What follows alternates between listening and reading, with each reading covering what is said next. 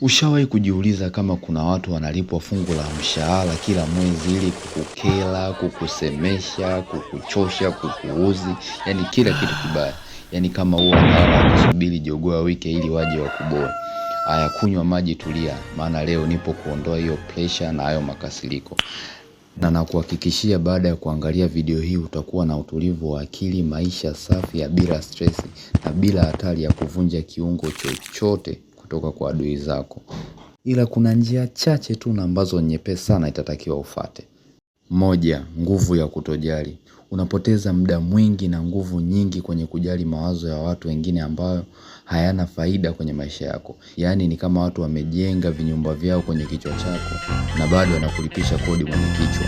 Maisha yako ni kama movie. Usimweke mtu mwingine ndo akawa main character wa movie yako. Wewe ndo unatakiwa kuwa main character wa movie yako, kufikiria maisha yako na kuacha kujali kuhusu maisha ya mtu mwingine na kitu anachosema kuhusu wewe.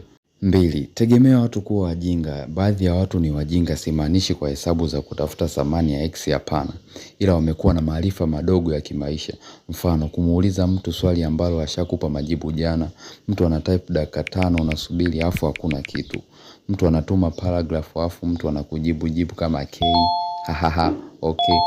Mtu umekaa naye kwenye maongezi ya serious kama dakika 5 hivi anaingia kitu amekuangalia. Afu baadaye 5 minutes later.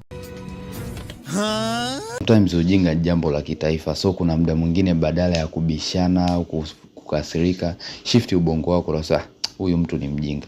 Usichukulie vitu personal sana. Namba 3, kataliana na baadhi ya mambo, italinda amani yako.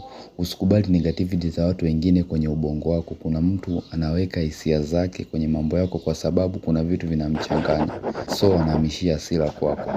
Mfano, unakutana na matusi kwenye komenti zako, kumbe kuna jamaa mmoja huko kaachika, kabeti kaliwa, anaamua kupumzikie wewe. Na kwa vile wewe una muda wa kuchezea, unaanza kubishana naye.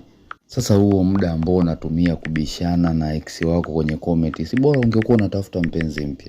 Sio kila maoni ya mtu inabidi uyafanyie au yanastahili majibu yako. Mtu kama hakulishi, hakuvishi, hakunyeshi, hakulipii kodi, kuna vitu vingine inabidi tu uachane navyo. Useme no, block watu wa namna hiyo. Namba 4, epuka drama. Watu wengine wapo ili kukuvuruga ili uongee ndo muendeleze uwe ugomvi. Ugomvi ni kama movie. Kuna sterling na kuna adui. Kama mmoja kati ya hao watu hawapo, movie haiwezi ikaendelea.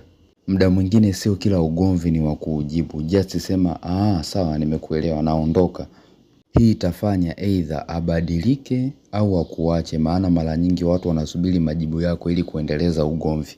Maisha ni mafupi, usiyapoteze kwa kuishi kwa maoni ya watu. Kila siku ulionao ni zawadi.